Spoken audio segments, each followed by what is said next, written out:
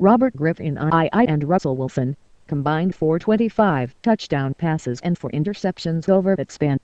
Griffin and Wilson also combined for 5 rushing touchdowns, 4 by Wilson.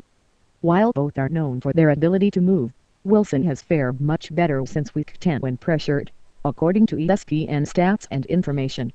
The chart shows Wilson with triple the completion percentage, a 254-33 edge in passing yards, a big edge in rushing production and a 49.4 to 0.7 advantage in total QBR over RGII on these typically negative plays. I ran across the disparity while combing through game logs for each player. I first noticed that Griffin Hodley posted his 4 lowest single-game total QBR scores at home, and Washington was 1-2-3 in those games.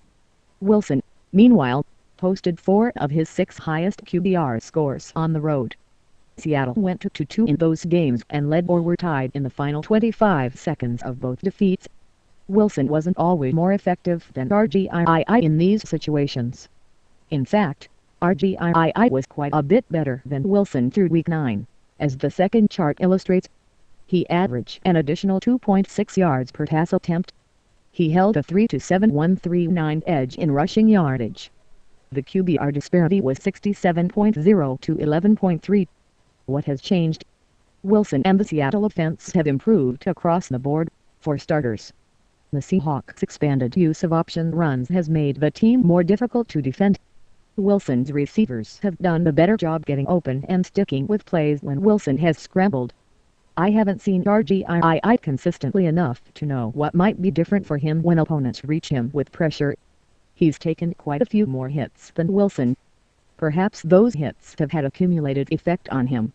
Note, we have used a few pressure-related terms on the blog this season. Duress is one of them.